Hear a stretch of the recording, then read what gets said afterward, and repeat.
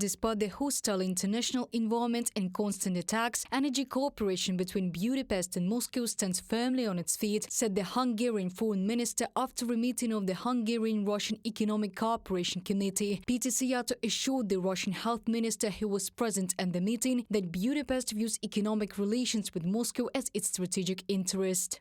The European Union has already decided on sanctions at many stages, but since these sanctions are European legislation, they are in this legislation, so of course we comply with them. But in areas not subject to sanctions, our goal is to develop economic cooperation between Hungary and Russia.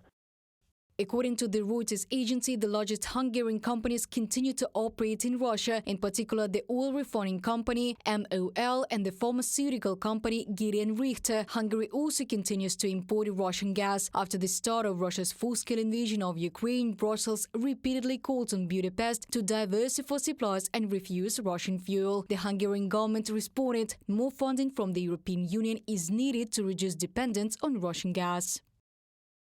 As a result of the war in Ukraine, we receive stronger and stronger pressure to diversify faster away from Russian fuels. But they deny the funds to be able to do that. Csaba Marosvary, Hungary's Deputy State Secretary for Energy Security, in a comment to Reuters. As explained by the European Commission in 2022, after the start of Russia's full-scale war against Ukraine, the EU countries agreed to abandon Russian gas as soon as possible. However, for some countries an exception was made, in particular for Hungary. In June 2024, the Hungarian foreign minister said that his country doesn't plan to stop importing Russian gas. Hungary's actions contradict the EU policy and pose a threat to the security of EU member states. The European Parliament believes the Hungarian government's national card program was harshly criticized. Budapest decided to simplify entry into the country for citizens of Russia and Belarus. The European Parliament called for suspending Hungary's participation in the Schengen zone.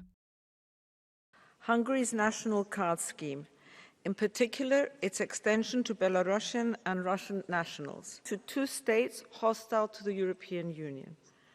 And that, of course, raises questions, especially because Russia's invasion of Ukraine, to protect our security, we have been making it harder, not easier, for Russian nationals to enter the European Union. We were right to introduce stringent measures, and this is demonstrated by the increasing reports of suspected Russian espionage and sabotage from many member states.